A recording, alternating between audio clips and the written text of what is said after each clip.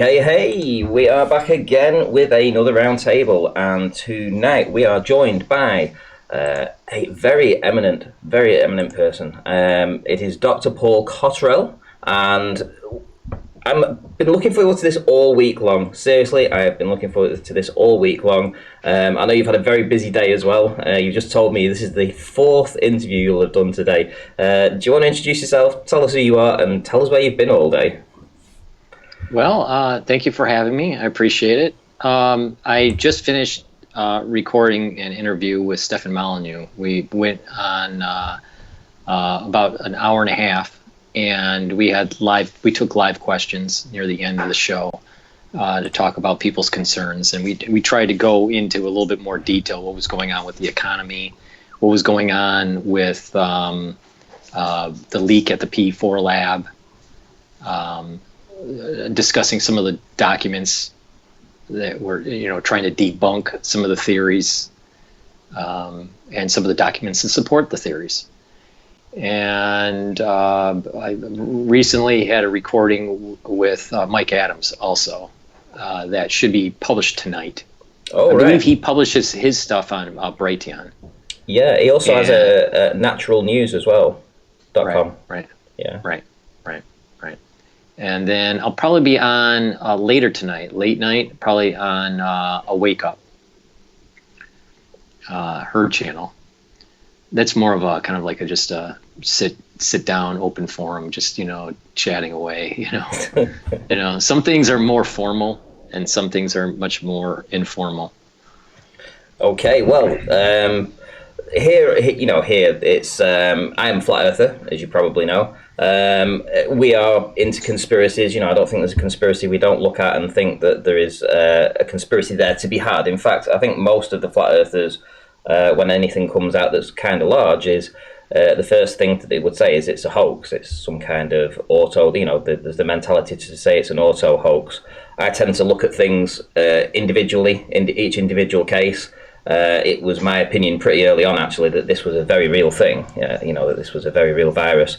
I think for the most part, though, in this community, there's kind of this leaning towards that it's probably some kind of hoax or a drill for something that's much bigger. But perhaps you could give some clarity on what your findings are on this and why you think it might be real.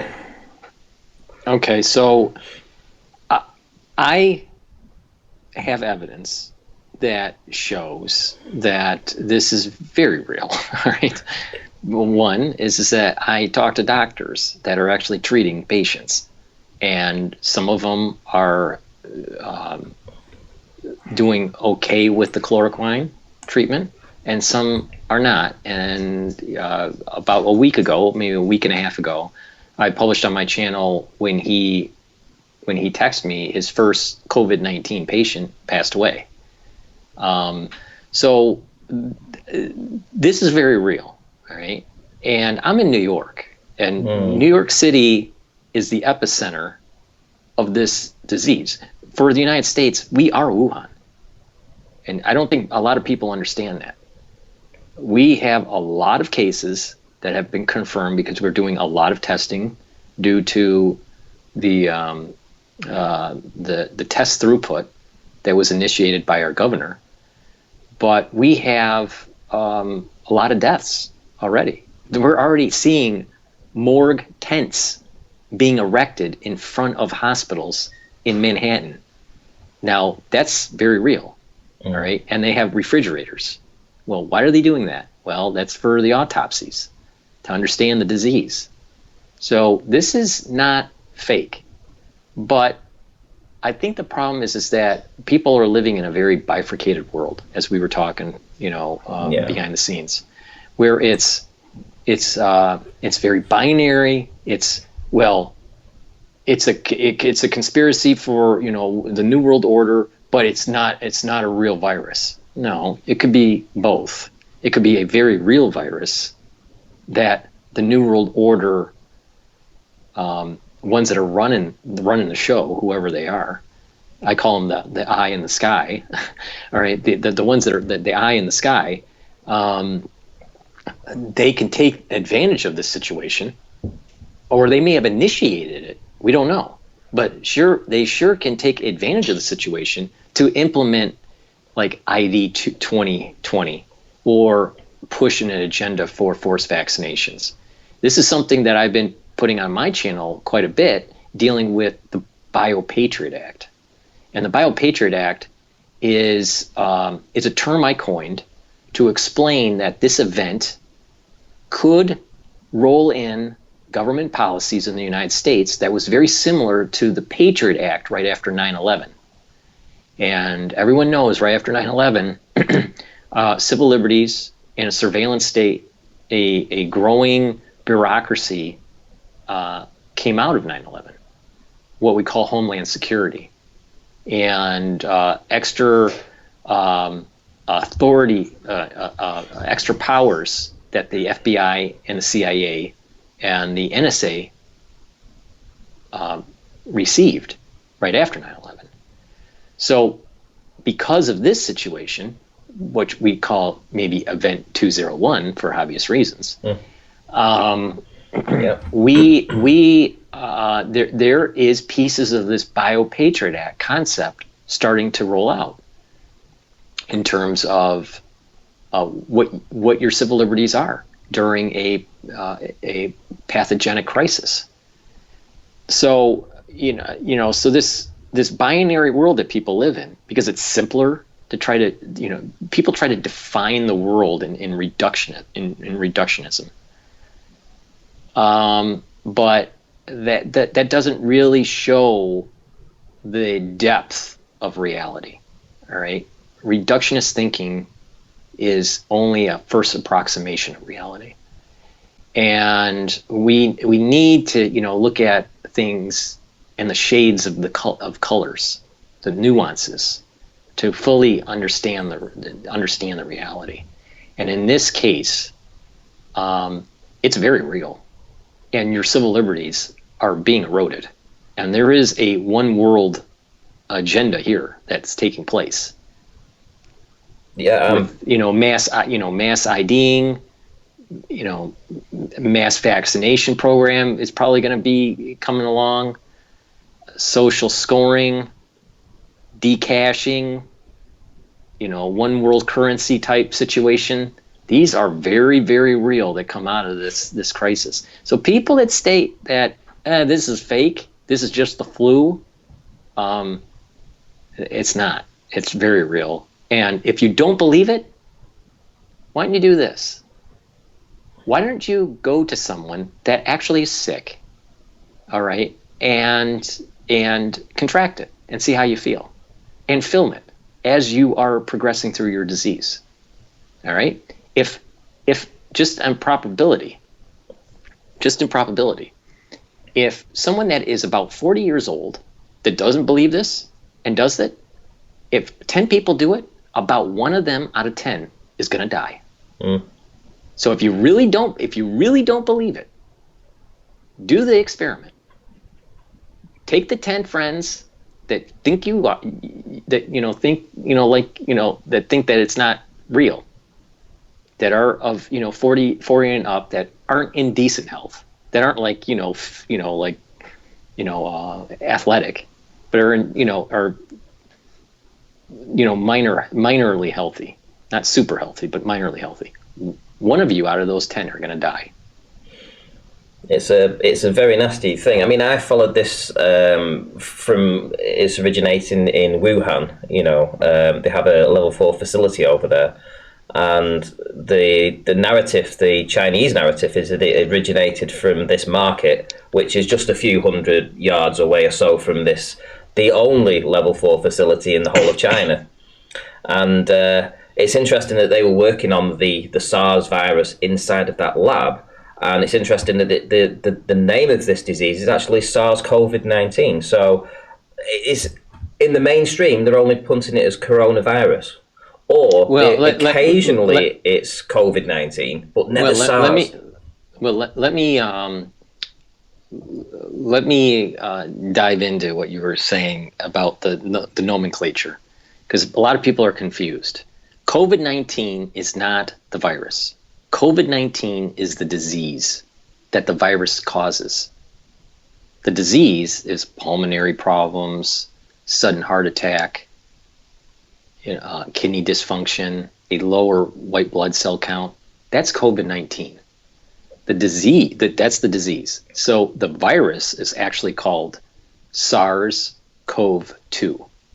This disease is caused by a SARS virus.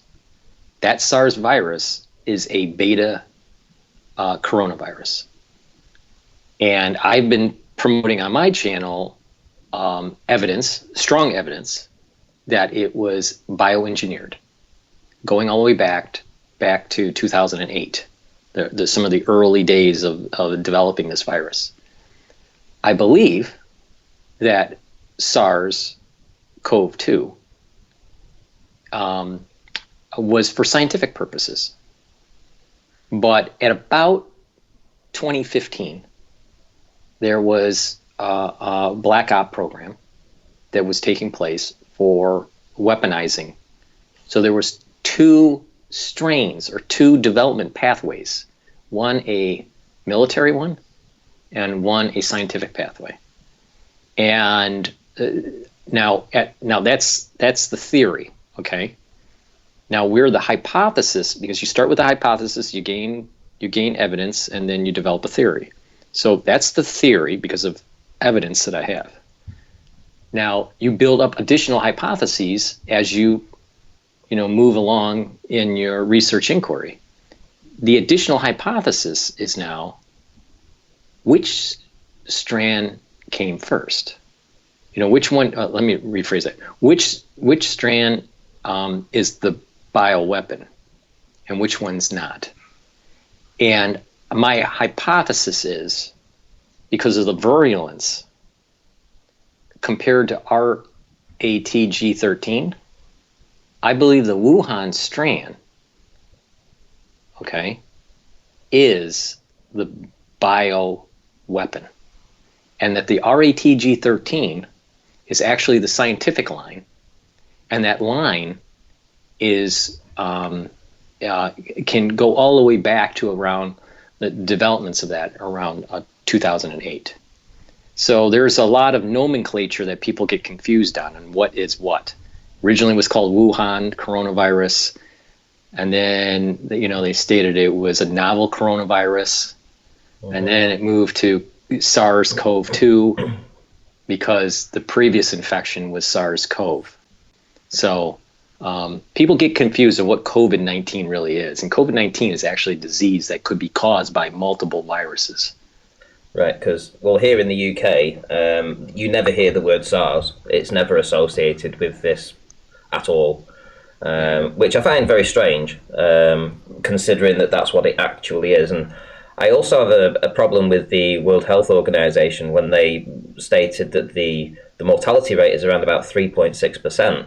To me, that seems incredibly low. Even the data that you can check now on is it worldmeters.info that show you the current cases, etc. Do you believe there's actually people walking around that are asymptomatic that aren't included in them? This is the working knowledge that we have, because it's a moving target. I call it on the battlefield, in the fog of war. All right, we're not historians here. Historians, the event already happened, and you just look in the past, ex post facto, and it's really easy to publish and come up with theories on what happened in the past when everything's done. But when everything's in real time, there's a fog of war, okay? Because of new information is coming out. So the working knowledge that we have right now is that you can be asymptomatic, test positive for SARS-CoV-2, and pass it on. But the R0 value for asymptomatic transmission is lower than for symptomatic transmission. So there's a nuance. There is no such thing as an absolute R0 value. So if you're symptomatic, you're going to have a higher R0 transmission rate. And if you're asymptomatic, you'll probably have a lower R0 symptomatic rate. That's one issue. The other issue is that as data is is starting to progress, you'll have people that are dying from the disease, but most of those deaths are not instantaneous. Some are, very few, but some are instantaneous. They're sudden deaths. So most of them, they may be suffering for 10 days or more. So you have to look at that death and then go back 10 days ago. What were the confirmed cases? But even when you do that to figure out the death rate, it's predicated on how many people have been tested in the society. Yeah. So when the United States first started the ballooning out of the cases, our death rates were at 7.9. Well, that's because we didn't test enough. So I am under the working assumption at this moment, if for the United States, that the death rate, assuming, and this is with any model, you have to put your assumptions in place, assuming that half the population is not well because of other comorbidity issues, heart disease, diabetes, obesity, kidney dysfunction, liver dysfunction, all these other illnesses. Assuming that half the society is somewhat ill, all right, and you have a transmission rate of about R naught 4, and that chloroquine with Z-Pak or something like Z-Pak doesn't work, and remdesivir doesn't come out on the market and work. And we have a epidemiological curve that's similar to the Spanish flu of 1918, where you had a primary, a secondary, and tertiary wave. If all those things happen, we're going to see in the United States alone, in the United States alone, you're going to see 165 million people in 20 months get SARS-CoV-2. And about 28 million, because of their comorbidity, will end up needing ICU. And that's a problem. And that is a big problem. And about 25% of those will die. So you'll get about 6.8 to 6.9 million people that die from this. But that's, R naught stays at 4. Half the population is somewhat ill to begin with, before because of just other diseases, and we don't have any therapeutics to fight it, and the social distancing doesn't work. So those are some big assumptions that I have. But anyone that's done any modeling, if one of them holds and the others don't hold, you may still have a catastrophe. But I think that's the worst case that I'm giving. But it's going to get a lot worse before it gets a lot better. And we're not talking about, the deaths are only going to be 100,000 in the world. The deaths are going to be measured in the millions. People need to listen to me. Millions. Because it's complications to COVID-19. That's the key. People that are sick before getting sick because of diabetes or heart disease, they have a big chance of having serious complications. And that's where a lot of people are not focused on. They're focused on, well, if you're just well, your chances of dying from this is low. That's true. That's very true.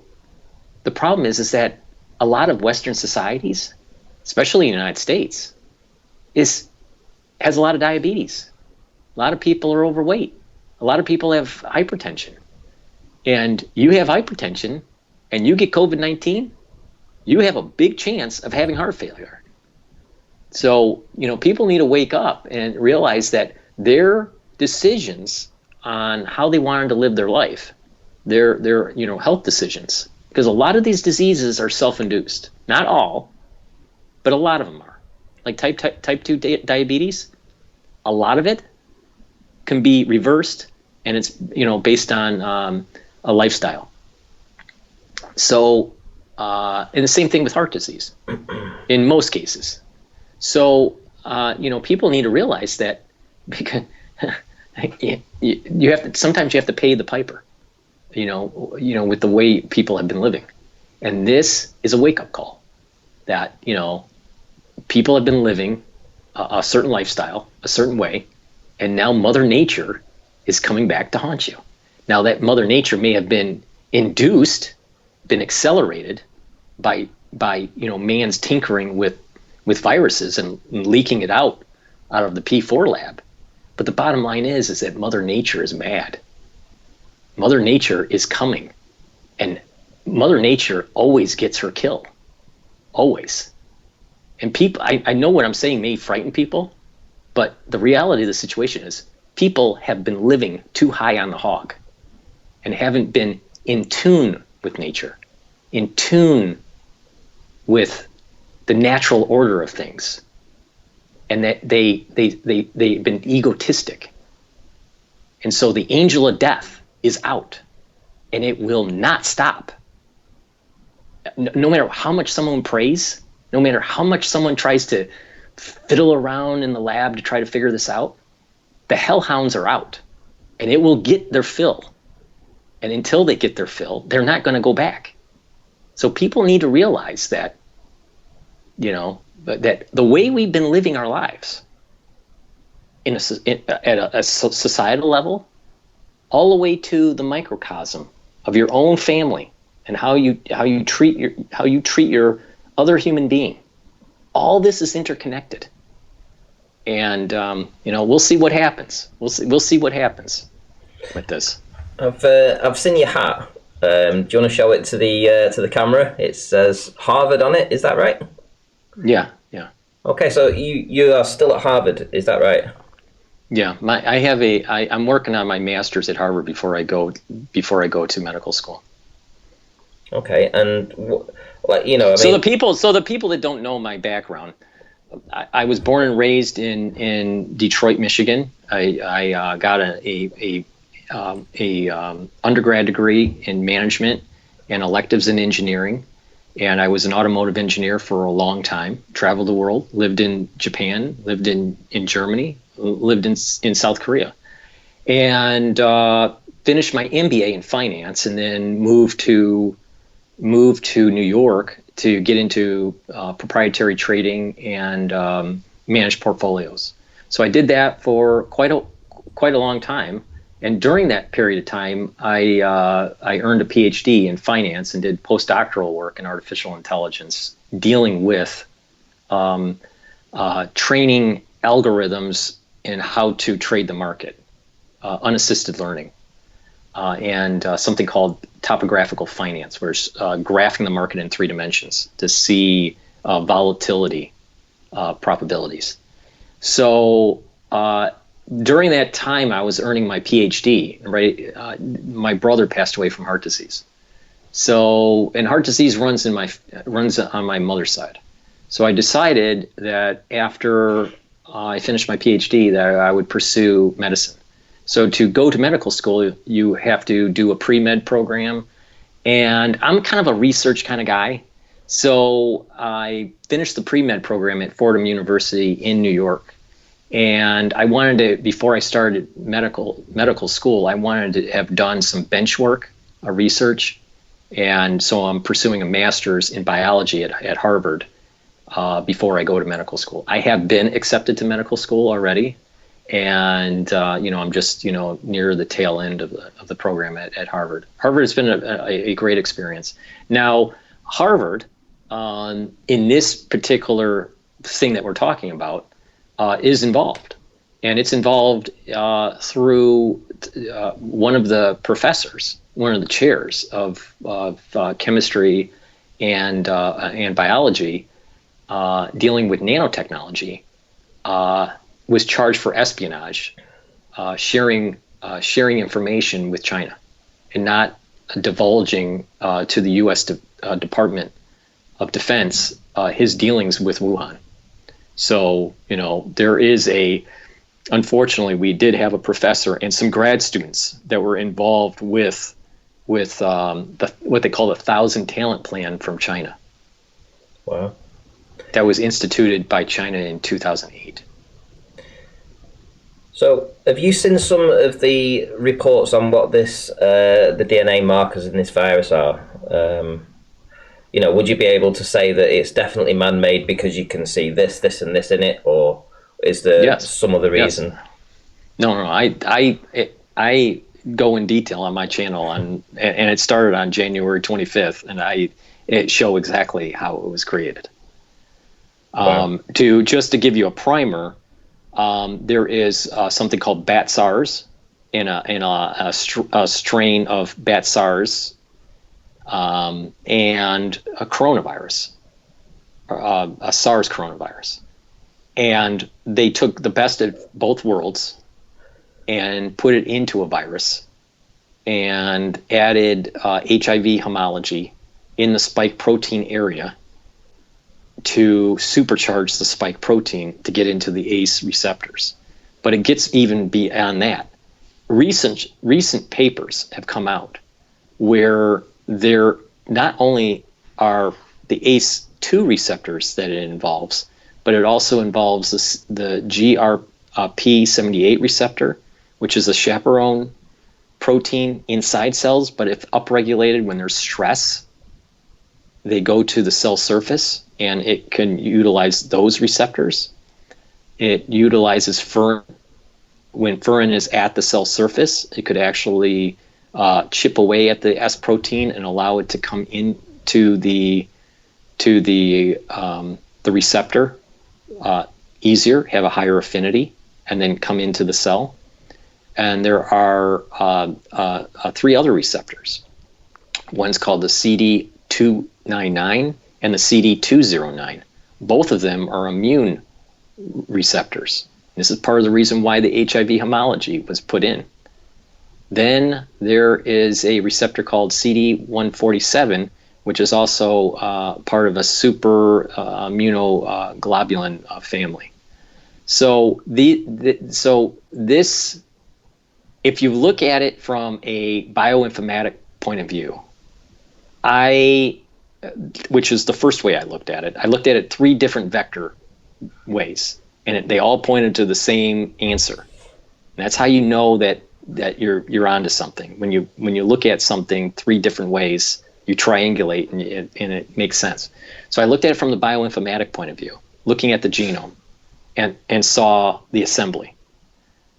If you look at it just from a pure statistical point of view, what's the probability of a bat having bat SARS-like virus in the same cell that SARS virus is in? That SARS virus is in the same cell as bat SARS-like virus, and there's what we call translocation, where that virus RNA happens to float around in the cytoplasm and build itself in the cytoplasm, and that SARS spike protein is cut and put into a bat SARS-like genome. And then that same bat in the same cell happens to have HIV. And it just so happens that the HIV homology goes to the spike protein area of the genome. The genome is 30,000 nucleotides long. And the number of HIV homology that we're talking about is no more than 15 amino acids. So let's say 20 for ease of computation. 20 amino acids. That means it's 20 amino acids times 3 nucleotides. It takes 3 nucleotides to make 1 amino acid. So you're talking about 60 nucleotides out of 30,000 genome. What's the chances of those going in the exact spot they needed to spike up the spike protein? That's the reason, from just a probability point of view, why the story that it's zoonotic doesn't hold water. And then you say, okay, let's say that happened zoonotically, naturally, in a cave, and then that bat happened to go to the Wuhan fish market to be sold. And it's just so happened to be 20 kilometers away from a P4 lab. that happens to be where we know from 2008 research papers that Wuhan was studying SARS viruses because they were designing therapeutics and vaccines for it. So when you add up all those probabilities, and you times them all together, that this and that and that and that and that all happened, it's 0.0001%. It's very small, isn't it? So right, exactly. It's really small. So if you look at it from the probability standpoint, you get to the same answer as you get from the bioinformatics standpoint. Then if you take it from the paper trail, you can look at the literature, and I'll tell you the Dr. Piang Zhao, if you look at his research going all the way back to 2008, you can see the paper trail and how they were making the virus. So what do you think? In the research, in the publication, it gives you the same answer. So that's why I said that the 3-vector, triangulation is strong evidence that it was bioengineered. Now that alone doesn't state that it was a bioweapon. That comes more with some of the research that's coming from Dr. Boyle, and that's why I stated as a working hypothesis at this moment that I think that a weapons program started around in Wuhan around 2015 that was tied to the scientific research line that was bioengineered. So do you think it just got out? Do you think it was released? The way I look at it, I'm very suspicious with the way that China was able to deal with this and cope with it in such an efficient way. You're assuming that they did. Yeah, I'm assuming that the numbers are right. Yeah, I'm assuming that they still say that there is no infection there, but I don't believe that because I don't believe the mainstream are telling us the truth there. I think this is what happened. 65% chance. I'm working with probabilities here. 65% chance that it was leaked out accidentally because of poor protocols. We've had SARS leaks from that lab. That's been known. So let's assume that they had poor protocols. Okay? But there's 35% chance that it was leaked on purpose. So we will never know. I don't think we'll ever know unless someone said, I was the guy that leaked it out on purpose. Right? That's the only way that we would know. And that's not going to happen. So it'll be always conjecture how it came out of the P4 lab. But there's high probability that it did come from the P4 lab. I mean, like extremely high probability. I'm not talking about 60%. I'm talking about like 99 or 98% chance that it came from the P4 lab. So when you're near the 3 sigma standard deviation of an event, then you can assume that it came from the P4 lab from just statistics. Now, there's no way to know. I think it, was it purposely leaked or accidentally leaked? We'll never know. I don't think we'll ever know unless someone inside, admits to it. So I am at the point that I'm just saying that it was leaked. Most likely it was leaked on accident. But that doesn't mean that people that want certain things to take place in the new world order, and institute certain policies, they can't. I mean, they could still take advantage of the situation if it was just leaked out by accident. Oh, I'm sure. But there is, there are some anecdotal, there's some evidence out there that this thing was pre-planned, that going all the way back to 2010. And there's been psychics and remote viewing and stuff like that kind of suggests that this had some sort of diabolical, long-term, multiple decade plan.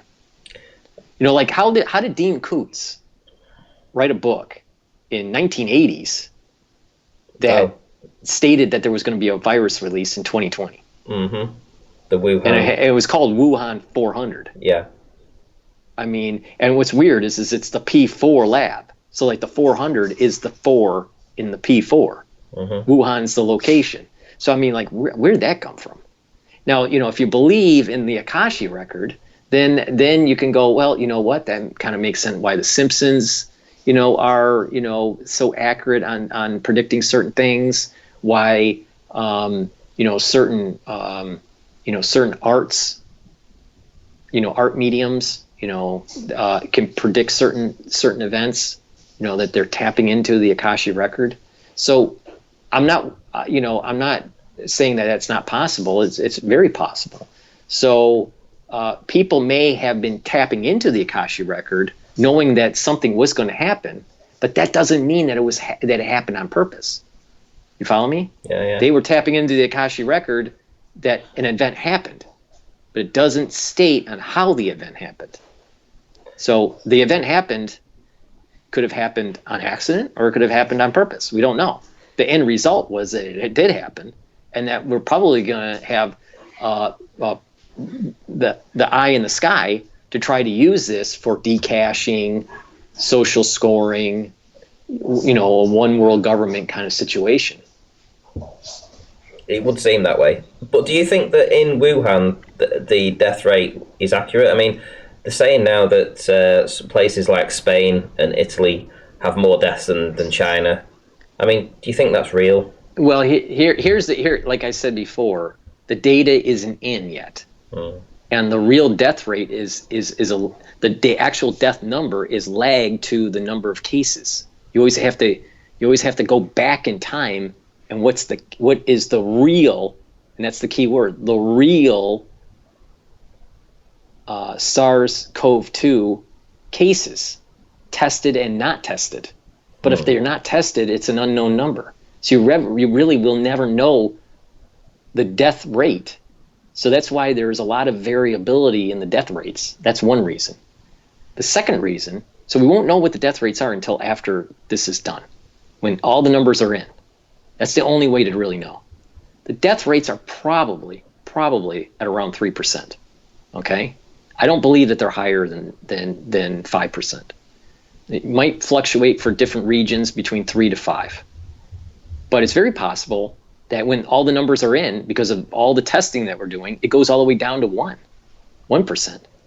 Because the more you test and find confirmed, but they are somewhat mild, it'll bring down the death rate. So testing, to really know what the death rate number is, you have to test a lot. That's the key. Who's doing the testing, though? Who's doing the testing? Well, there's multiple. Like in the United States, originally the CDC was doing it. Then the local municipalities are doing it. And then now what's going to happen is that there's going to be test kits that are going to be provided that are being worked on where it's actually self-testing, similar to like a pregnancy test, where you do the nose swab, and then you swab it in the kit, and it'll change a color and tell you if you're positive or not. Well, surely somebody could manipulate those numbers too. Yeah, but I mean, how do you know what your name is? Your mother told you, right? Yeah. So you have to start with something. You have to start if you live through life assuming that everything is a lie, you'll get nowhere. That's asinine to think that way. You have to start with somewhere. Something has to be real. Because if everything is unreal, then you can build no knowledge. Do you think there's going to be herd immunity towards this? Yes, there will be. I mean, that's true with any virus. I mean, there'll eventually be some herd immunity for that strain. Here's the catch: the strain could evolve and get away from that herd immunity. And this is the main point on my channel that I've been trying to get to people, that I don't think it's sinking in very well because people don't have a very strong scientific knowledge. And that is, there's 4 receptors or more that this thing can attack. All right? So it can lose affinity on one receptor, and we have an antibody for that. And as their spike protein, through natural selection, starts to gain affinity to another receptor, the antibody may not work. So the herd immunity will not work. and therefore you have a secondary and a tertiary wave. And this is the mechanism that's possible where it goes dormant for 5 years and then ramps back up again. Because you may have immunity, it goes dormant, it has low affinity for the other receptors, high affinity for, let's say, ACE2, but we have enough of the people in the population that has the antibody, but then that antibody doesn't work anymore because it's gained function on another receptor.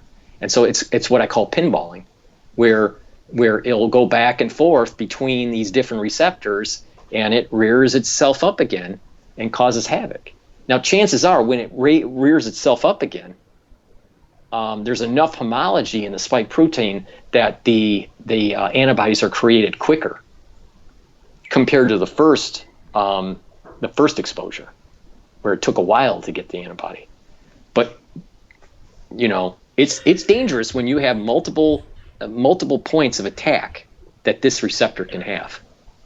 This spike protein has on receptors. If you were asked a question 3 weeks ago, so if you can sort of like place yourself like 3 weeks ago, do you think there was enough information out there to understand that if you had a policy to set here in the UK, and that policy was basically to just let the virus rampage through the whole of the UK unabated, everyone carries on, no social distancing, it to just go through from point A to point B, everyone gets it, and ultimately there'll be enough people left at the end of it that you've got herd immunity. That was the UK policy around about 2 weeks ago. But would you think that at least 3 weeks ago there was enough information out even then to say that that was absolutely insane to even think of that? To not even think that enough people would need medical care, hospital beds, ICU treatment, to understand that if you just let it rampage through the whole of the UK, 70 million people, they were looking to get 40 million people infected, probably going to need around about 8 million beds. We didn't have the capabilities for that. I mean, the scientific community and the medical community put this as a suggestion to the government, and the government went with it and said, we will have this policy of herd immunity to go through the UK.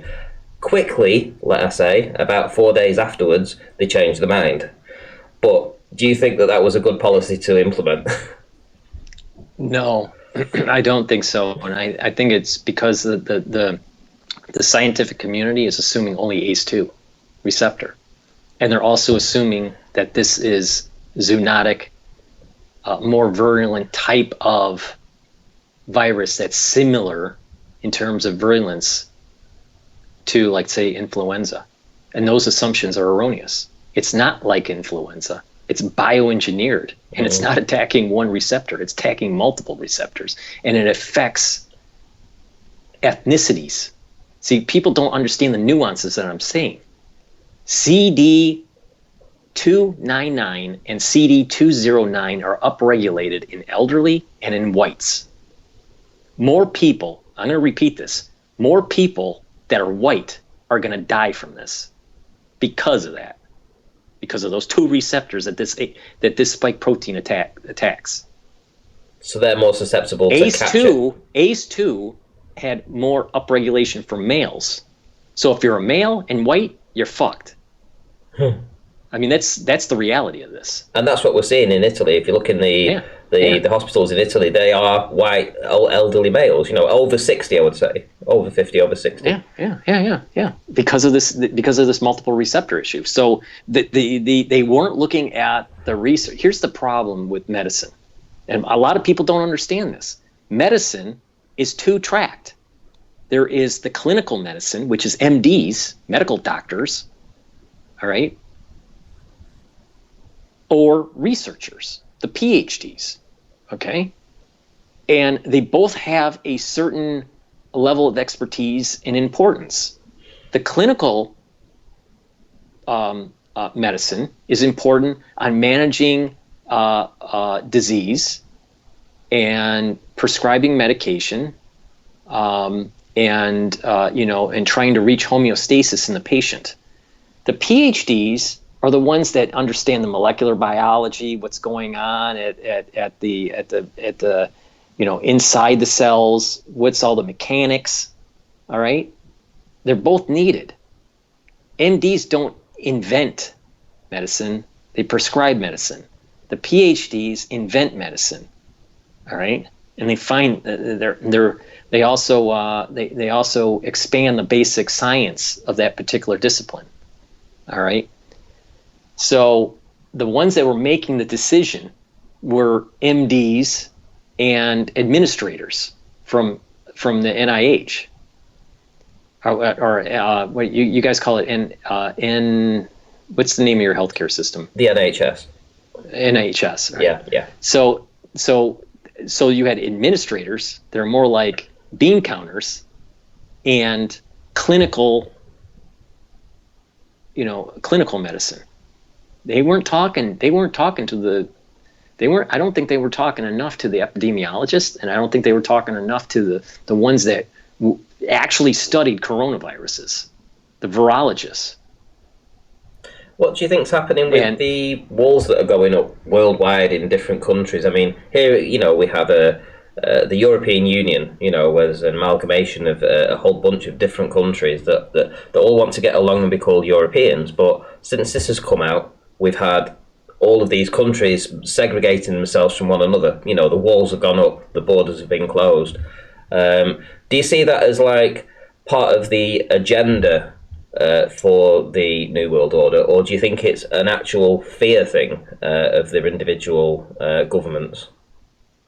I think it's a fear of the people, But here's the reality: Europe was never Europe.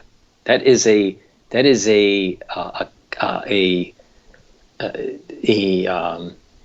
idea. But when you look at the different countries, they all have different histories. They all have different real languages. They all have different cultures. And there's many differences in cuisine. French cuisine is different than Italian cuisine, right? So now, when you talk to someone on the ground, I think this is why Brexit happened, and I was for Brexit actually. The idea of nationhood is important. That if you have nationhood, then you're maintaining your historical culture, all right? And if you ask someone in Europe, like an Italian, are you Italian or are you a European? I'm willing to bet that most would say Italian, and you would say the same thing with people in Germany, right? Yeah. So there is this idea of a European doesn't exist. It's just a thought. It's not a reality. So the European Union and that idea is starting to crack, and it was a huge fissure that took place when Britain left, which was a good thing, because the playbook of the New World Order is that you would regionalize through economic unions the North America and South America, the European Union, Asia, and the African continent. Those were basically the economic regions. And then policies over time would erode the borders, erode their constitutions, and then they would plug into a super, or what I call an Uber government. And that Uber government would have been something similar to the UN. And by Britain saying no and hell no, that created. I find it really odd. All right, I find it really odd that Brexit happens and then all of a sudden Wuhan. Yep, it was pretty within the same month, I think, essentially. When we left. Well, technically, Wuhan's cases were starting it was starting before the actual official Brexit. But all that parliamentary, back and forth that was going on, that was happening when Wuhan was starting. Yep. And also look at as I say, the walls have gone up everywhere. I mean, Germany, that's the centre of the European Union. Their walls have gone up. they're putting the borders out of reach for everybody else. Same with France. But this is a good thing. This is actually a good thing, and we're starting to see it in the United States. All right, New Yorkers, if they travel to another state in the United States, they have to self-quarantine for 14 days to prevent spread. So this is a prudent thing. What you're saying is very prudent for countries to do, to stop the spread. Because if in a strange way, it's almost biblical. For thousands of years, we've been warned in text on how to handle stuff like this. And it's very simple. 40 days and 40 nights. And then you can go out again. And people, if they don't follow it, are going to they're going to extend the duration of this. The virus transmission stops within a 40-day period. So people that are listening that are into statistics, there's something called a first sigma, a second sigma, and a third sigma. And you have a bell-shaped curve, Gaussian distribution. Okay? First sigma gives you 60% of the population. Second sigma gives you 95. And three sigma is going to give you about 99.5% of the population. 14-day quarantine or shelter in place is only 1 sigma. It's only 66% of the cases can be controlled. That means that you have 33% that still can infect. That's why a 30-day policy is around the second sigma, where you have 95% of the population is safe, and only 5% of the population can infect. But if you go with a 40-day, then you're more at the 3 sigma, where you're at 99.5%. And that 0.5% that can infect could be easily managed by modern healthcare. All right? So this is why sheltering in place and sticking to it is so important. Because if you don't, you're going to extend the economic damage, you'll extend the duration of the infection, and increase the chance of gaining function with other receptors.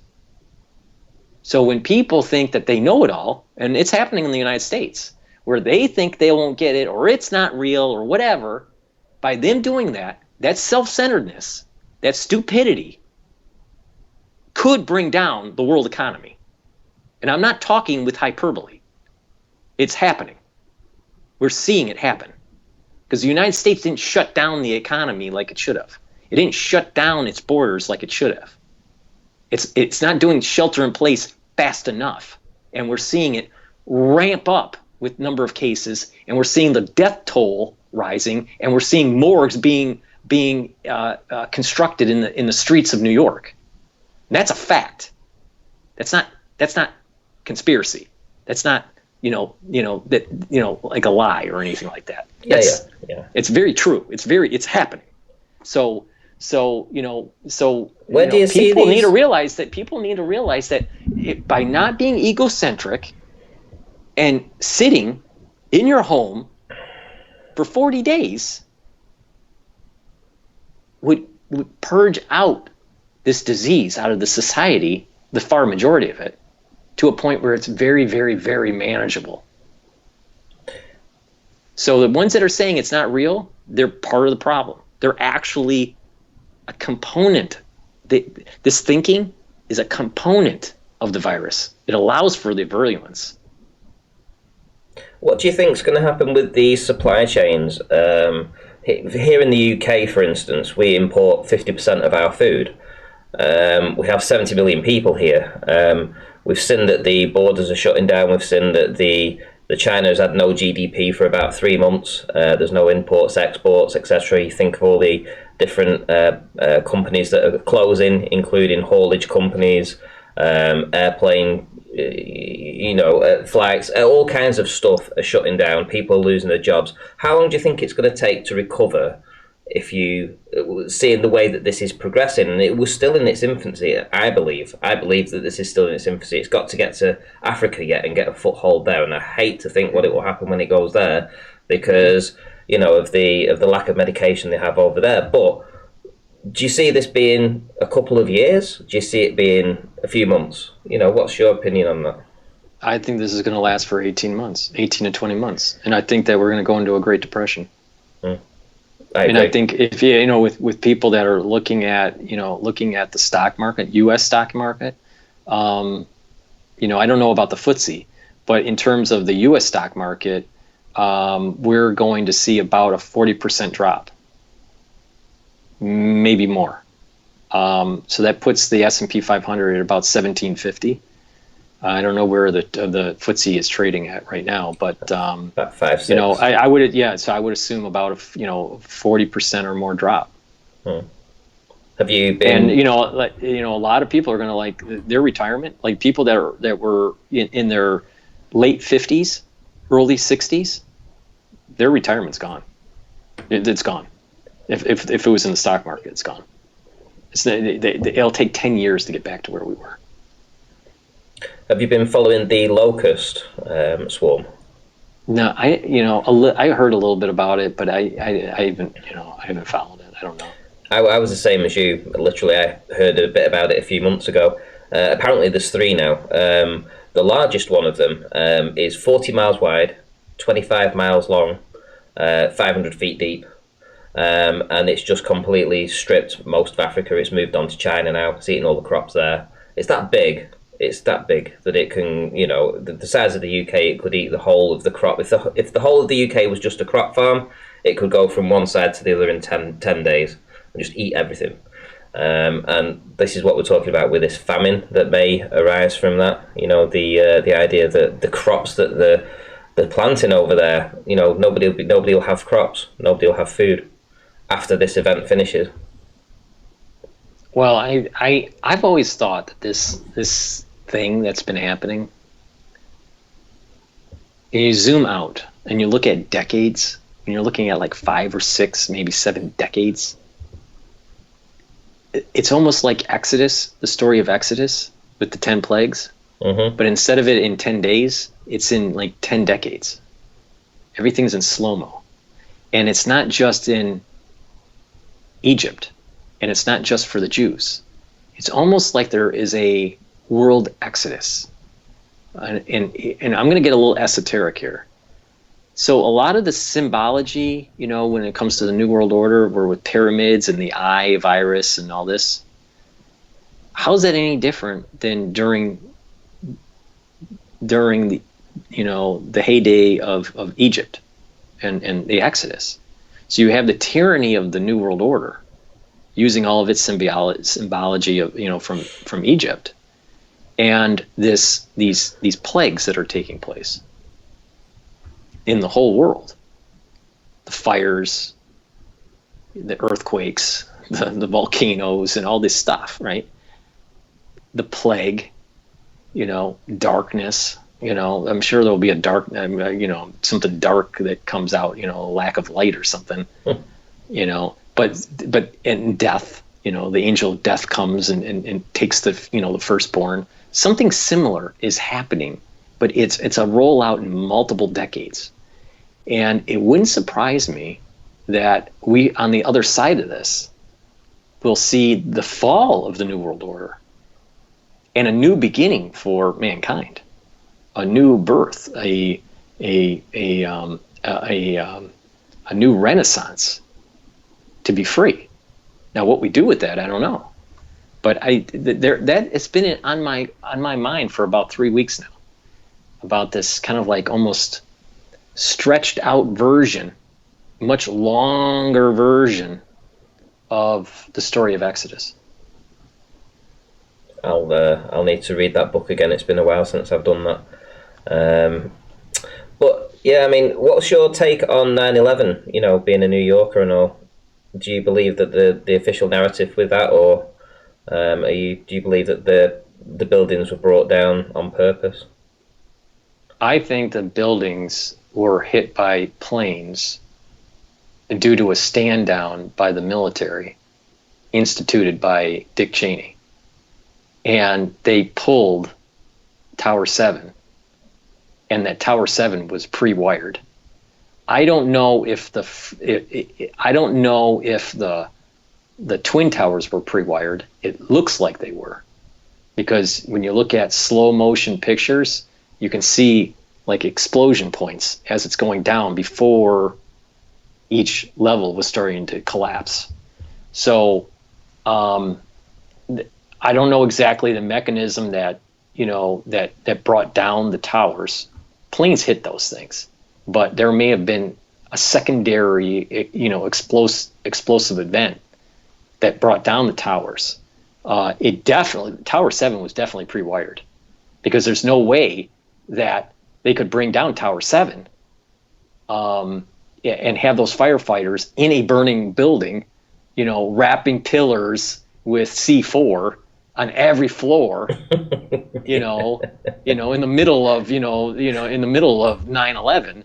Yeah. That didn't happen. So that building was pre-wired, and then you have to ask the question, why was it pre-wired? Yeah. And how many other buildings in New York are pre-wired? It's like just standard building code, Wasn't Building 7 part of the government though? Wasn't it part of the government that was to do with the lost money or something? I know that they had an FBI division there, and they had Port Authority there.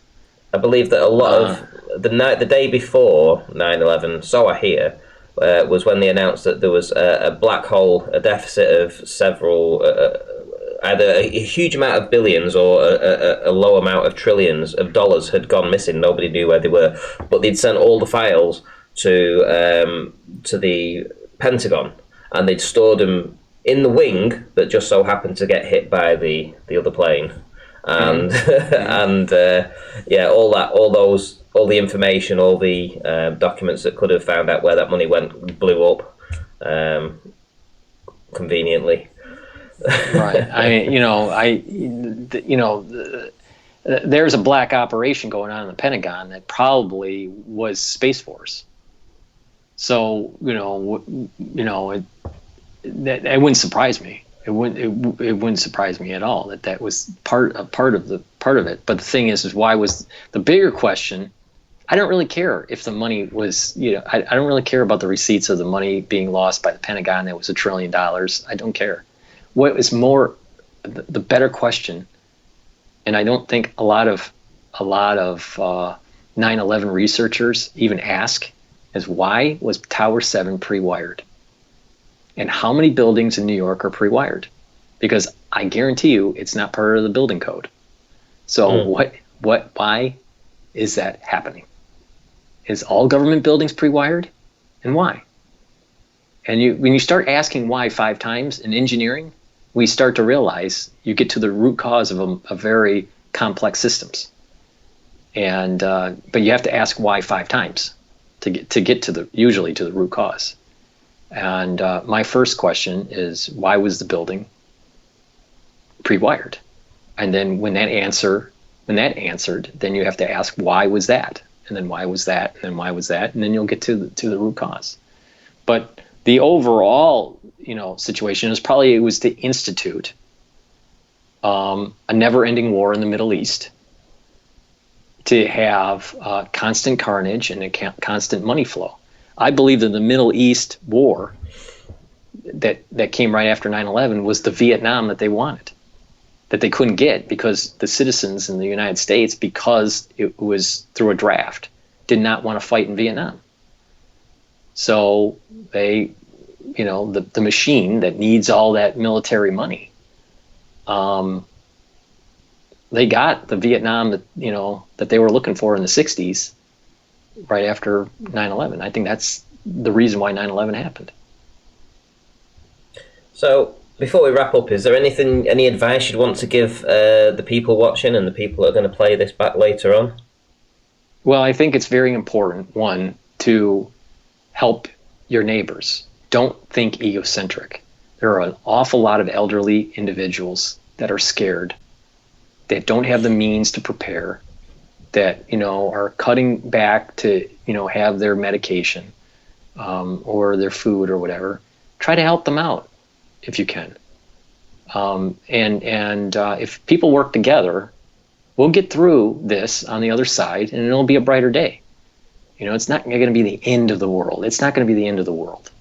All right, the world has the world has gone through a lot of disasters. The human race has gone through a lot of disasters. We'll get through this. All right, but what we have to be is we have to help our neighbors and not get crazy with guns and steal from people and all that. The other part is that we need to be vigilant against the government and say, you're trying to take away my civil liberties? No.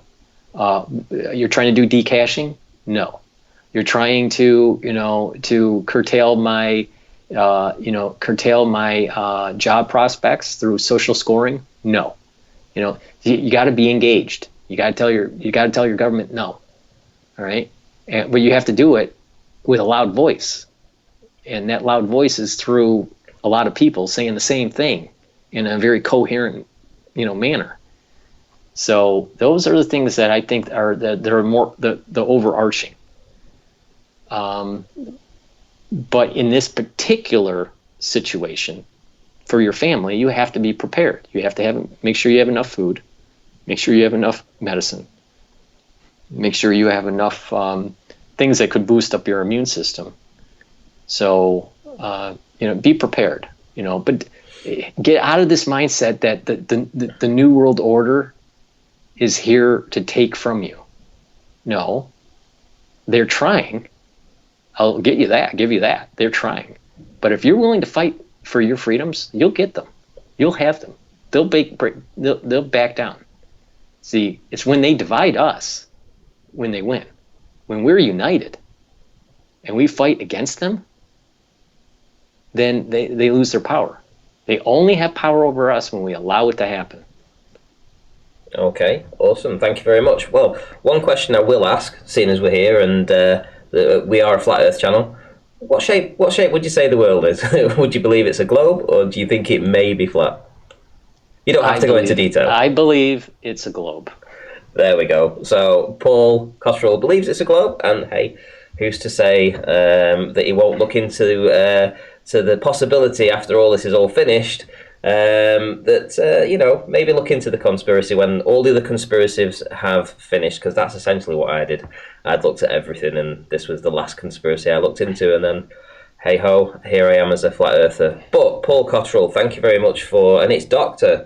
Paul Cottrell, thank you very much for stopping by and hopefully giving a lot of information to people that maybe weren't aware of the nature of this particular virus. I have tried to say it myself that this was actually the case, but it's nice hearing it from somebody that's got some highly high qualifications and letters after the name. So awesome, thank you very much.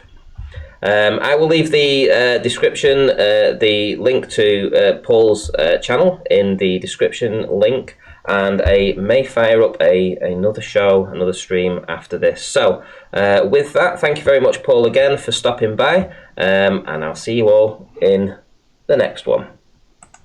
Thank you.